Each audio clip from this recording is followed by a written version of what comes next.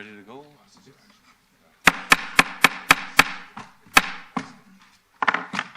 Good morning, everybody. Welcome to the Audit Committee meeting of November 19th. I believe all members of the committee are present except two, Councillor Dillon and Abid Zaman, so they're not here today. So our first order of business is the approval of the agenda. Members of the committee, you see the agenda before you. Are there any additions to the agenda? Just right there. Yeah. Yep. That's right. So I propose to add a closed session item to the agenda. Okay. A personal matter about an identifiable individual, including municipal or local board employees. Okay, so that would be under new business. Closed session. Oh, my apologies. Yeah, so it would be 10.5.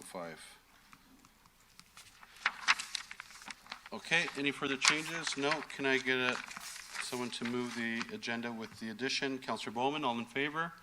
Carried. Consent agenda, we have nothing in consent. My apologies, I seem to miss the declaration of interest under the Municipal Conflict of Interest Act. Are there any declarations of conflict? No. On to the consent agenda, there's nothing in consent, and we go on to delegations. Item 6.1, delegation from Kevin Travers, partner of KPMG, regarding KPMG audit plan for the 2009 fiscal year. Welcome. Is Kevin here? Yeah.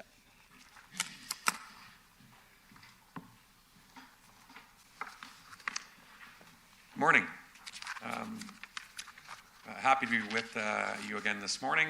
We're going to speak to our audit planning report for the external audit for the financial statements of the City of Brampton for your year ending December 31st, 2019. This is the first of two formal communications that we have with this committee. The second, of course, will be our audit findings report, which we'll present to you at the conclusion of the formal part of our audit this year. Within our document itself, I'm not intending to do a page-by-page flip. Certainly, I'm happy to respond to questions as I proceed through the presentation, just as happy to respond to questions at the conclusion of the presentation. For an executive summary standpoint, we've provided some information as to what's included in scope with respect to the audit. So not only are we performing an audit of the financial statements of the City of Brampton, but we're also performing an audit with respect to the Library Board, the Downtown Brampton Business Improvement Area, and the City of Brampton Trust Funds. Materiality has been set at the group level, so for the city itself, at just over $21 million. This is comparable to last year. It is based upon the same metrics and the same benchmark as we've used in prior years as well, which is with respect to total revenues. That's also consistent with what other municipal audits use within the province of Ontario. I'll speak to materiality in a little bit more depth in a few moments. With respect to audit risks within our document, we speak to a couple of items. So fraud risks that relate to revenue recognition, related to revenue transactions that aren't necessarily in the normal course of business and deferred revenue. We also speak to fraud risk that arises from management override of controls. The point I want to make with respect to these fraud risks are that these aren't fraud risks that we consider to be elevated necessarily in the case of the City of Brampton. We're required whenever we're performing a financial statement audit to presume that these risks exist. So it's not something that we consider to be particularly elevated. So we're required to perform certain procedures to sufficiently mitigate that risk. And when we report back to you as part of our findings report, we'll report back to you the results of the procedures that we performed in these areas. The next part of our document speaks to, at a very high level, the types of procedures that we perform for the more significant captions or revenue or expense streams within your financial statements. And again, I don't think there's anything that's significantly different or unusual in those areas and what we're planning on performing. I will note with respect to debenture debt, to the extent you have sinking fund debt being issued, we have certain procedures that we follow with respect to going back to the regional bylaw, vouching the items that are associated with that particular issuance. I spoke earlier about talking about materiality and the process in which it's set. So there is information within this document as to how we set materiality. I do want to give you a couple of other numbers in addition to the 21.8. And there's something we have called the audit misstatement posting threshold. So this is a number above which we'll report back to this committee any corrected or uncorrected errors that exceed this threshold, which is just over $1 million. So I also want to give you the added comfort of saying, okay, well, if that means we encountered an error that, say, was half that number, say $500,000, does that mean we simply ignore it and move on? And the answer to that is Yes and no. First of all, we would consider an error of that size to be clearly trivial in response to your financial statements only. If we believe that that error was a result of internal controls which weren't functioning or didn't exist, we would report that. If we believe that that error was a result of something more suspicious in nature, we have certain obligations we'd be required to fulfill.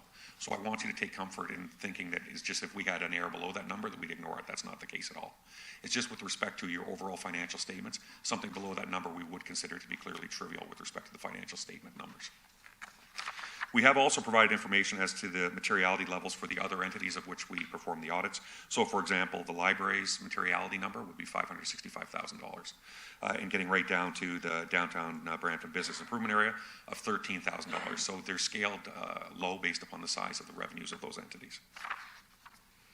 I think the only other item that I would choose to highlight with respect to the document, and because we provided information within the appendices as to current developments, and those are accounting standards that are changing in the future, although nothing of any particular substance that's affecting the city for the current year.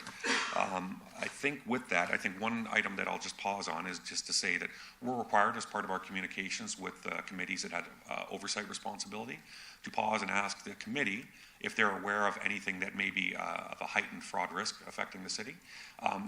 We would also point out, so we're required to make that direct inquiry of members of the audit committee, but I will point out or suggest to you that if there's anything that you felt that you weren't comfortable disclosing in a type of open setting, my contact information is available here so you can report to us directly. We do have communications with management throughout the audit, as well as review all of your internal audit reports as well. We also have responsibilities. So if we encounter something, we have certain responsibilities we're prepared to follow with. So I'll pause and see if there's any comments or suggestions directly from members of the committee. Nope, there seems to be no questions.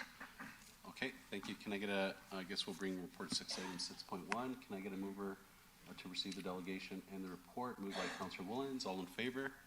Carried. Thank you very much. Thank you very much. Appreciate it. And now we go on to the reports, but I would be remiss, Councillor Santos did point out that this week is Fraud Prevention Week. So I think it's quite appropriate that we do have our audit meeting during this week. And we go on now to report 5.1. Are there any questions or comments regarding 5.1? No? Yes, Councillor Pelushy. Thank you, Mr. Chair. Just going through the report, and I think it was highlighted where this is the start of, you're going to go back in and look at this in a phased approach? Through the chair, yes, we will be doing a phase 2 of this, or the plan was to do a phase 2 of this audit, which would encompass areas that weren't currently covered under the audit that we completed this year. So, and then some of the items that were listed here. So I think that in going through the report and what you did look into, mainly around the extended health benefits, but not particularly around the benefit plan design, retirement benefit, employee family assistance program, emergency out of country, hospital services, and so on. Is this going to be a multi-phased? Are we seeing it, because it says that you're just going back to finish it in the next phase? That's correct. So in phase 2, the plan is to look at long-term disability, pharmacy, drugs, dental, some of the things that were not covered under this component, because it involves doing a deeper dive and more analytics, etc. So we felt that it was more appropriate to, rather than cover off everything in one audit, to break it up into 2. Sure, okay. One of the questions I had around, so some of the categories in the benefit category: chiropractic, massage, miscellaneous health, orthotics, physio. At 1.1 million for amount being paid for massage, do we at the City of Brampton, do we look at what what are the cases, what are the effects, and how can we, is there anything we can do here to try and get that number or the amount of people in 30,000 was the count, down a little bit? Do you know what so like if it's, do we need to, Cost containment, you're do talking we need about? to change the chairs because they're yeah, high stress with, that Councillor Bowman was relating to? Do we look at anything like that? We didn't as part of this audit, but that's something that maybe HR can speak to, because they're the ones who would look at, in conjunction with the benefit consultant, plan design, the content of the plan, the types of things that are covered. So that is probably not something that I can speak to, but if the acting director of HR would like to.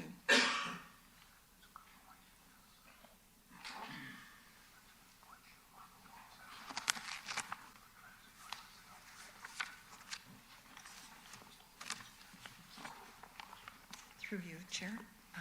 Great question.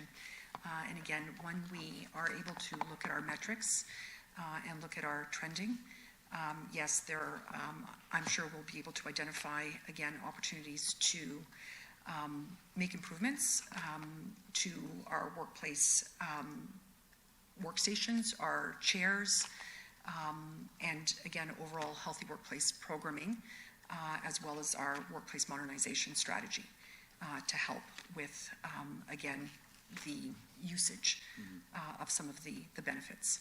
So through you, Mr. Chair, has this increased? Are we seeing an increase year over year in relation to this? Do we know? Through you, Chair, great question as well. We would have to, again, take a look at our metrics to see, again, the trending, and that's something that we could certainly report back on. Okay. And then can we also maybe possibly look at an opportunity where maybe there is to bring some of those costs down, and putting everything else in place if we need to change the workstations, the chairs, and whatnot. But if there's an opportunity to maybe even have something not necessarily in-house, but almost like a contract, but a multi-contract. And I don't know if there's anything like that in the public sector, but where we could use one organization that has multiple footprints in areas, because we are the City of Brampton residents are scattered. I know the majority live in this great city, but some of them don't, and some of them may be going elsewhere to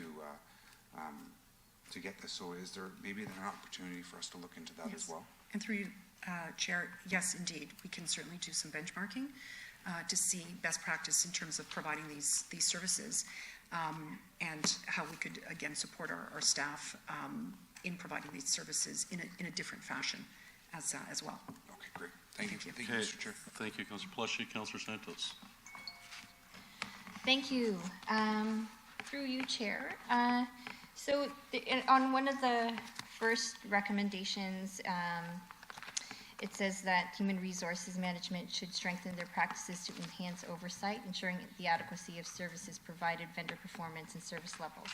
And I know that we have a benefits consultant that is hired to do some data analysis on the performance of our benefits plans. Do we not have enough in-house staff to do that analysis? Through you, the Chair, the benefits consultant is looking at it. They're doing the more complex sort of analyses. Internally, the staff will do analyses with respect to the administration of the plan, but the consultant is looking at plan design. They're looking at negotiations. They're looking at benchmarking with other service plan providers. So they're dealing more with the external organizations and looking at where the City of Brampton stands in comparison to those external organizations. To your question, the level of expertise that they provide is at a much more detailed level.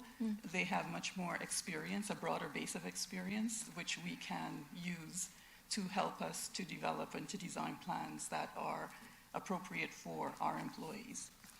Okay, great, thank you. And so they, the third party, they put together analysis, benchmarking, et cetera. How are we utilizing that data in HR to improve the benefits plans that we have, or to provide more effective ways of delivering the benefits based on that data? Are we doing a good job in utilizing that work that's done by the third-party benefits analyst? Through the chair, as part of the audit, one of the finding was that management was not doing sufficient, not providing sufficient oversight. So we do get a lot of information from the benefit consultant. However, we found that it was very difficult to determine what additional value added is done with that information.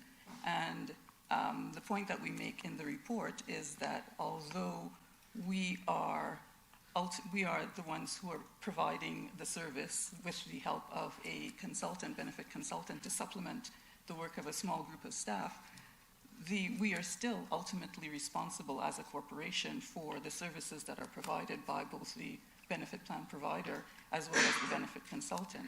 And because we are closer to the activities and the usage of the plan by our employees, it's sort of incumbent on us as an organization to analyze that, to review that, to see where gaps are, where there's information that we might find helpful to make some of the decisions that you refer to. So yeah, there was a little bit of a disparity there, and there is some strengthening that needs to be done, which is why we made the recommendation that we did in the report. Okay, thank you. I have no further questions. Thank you, Mr. Ali. So, looking at the scope, out of scope Yes. for phase one, you got a list of items are out of scope. So, by looking at the second item, which is the benefit provider internal process and control activities related to claim review, claim adjudication, and fraud investigation, I think we are not doing or ensuring the type of internal control they have as a service provider to ensure that their side is properly controlled. That will prevent the activities and fraudulent activities. So what was the rationale for taking this out of scope for this phase one? Through the chair, we didn't want the scope of the audit to become so wide that it would have been impossible to accomplish within the time frame and impossible to do a good job. And there's some other requirements, for example, because you're talking about an external service provider, there's an issue on privacy of the data for the claimants. There are issues about non-disclosure agreements, about getting access to that information. So that in itself is a very complex process to try to organize and to implement. At the end of the audit, we did make those arrangements with the benefit plan provider. So this was part of the reason for excluding that from this component. As well, within the contract, the right to audit clause would allow us to do some work in that area. We also tried to obtain information like the CAE 3416, which is a document that's provided by an external audit firm who examines the controls and the risks within an organization, the benefit plan provider, and they provide an assessment as to whether or not the controls in place are sufficient to mitigate any potential risk that they had. So we relied a bit on that, but ideally what you'd want to do is to go to the benefit plan provider and actually see the claims process in action, to look at the documentation, of course, making sure that you don't divulge any of that information that's private. So in answer to your question, it's just the scope of doing that particular item alone would be so long and so large that it would have been impossible to do a thorough audit of that area. But so we have an assurance that the service provider has an internal control Yes. process in place that will prevent any wrongdoing that Yes, happens. So that's an yes. assurance that we have. Yes, and that information, as I said, we obtained through the 3416 document that's provided, that's prepared by their external auditors. Thanks. Thank you very much. Can I get a mover for the report? Moved by Mr. Ali. All in favor? Carried. Now we go on to item 5.2, Information Technology Disaster Recovery Engagement Report. Are there any questions? Nope. Okay, so can I get a mover of the report? Moved by Councillor Paleshi. All in favor? Hands up. Carried. Thank you. Item 5.3, Data Center Audit Transit. Can I get a mover if there's no questions or comments? Okay, moved by Mr. Ali. All in favor? Carried. Item 5.4, Fleet Services Audit Report. Okay, can I get a mover? Councillor Dillon. All in favor? Carried. Item 5.5, Status of Management Action Plan, September 30th. Questions, comments? No. Can I get a mover? Councillor Bowman. All in favor? Carried. 5.6, Corporate Fraud Prevention Hotline Update. Questions, comments? No. Can I get a mover? Councillor Santos. All in favor? Carried. Now we go on to, I believe, is that item 6.1? Oh, we've done that, that's right, sorry. And can I get there's a new business question period, public question period? No. Can I get a motion to move into closed session? Mr. Ali, all in favor? Carried. And where are we going to be meeting? Sorry. The fourth floor. So it's 9:53, 10:05. Is that fine? So 10 minutes? Okay. See you there in 10 minutes.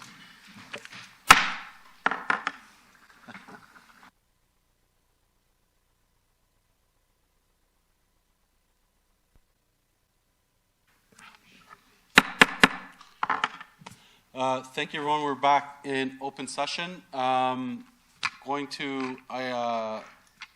our items in closed session, 10.1, 10.2, 10.3, 10.4, and 10.5, direction was given. And I believe that's, yes, Councillor. Oh, to move, moved by Councillor Singh. All in favor? Carried. I have a question for corporate services. And I believe that's it for no further items. And our next meeting is March 10th. And can I get a motion to adjourn? Moved by let's go. Who hasn't saw? Councillor Willens. All in favor? Carried. Thank you very much. Have a good afternoon.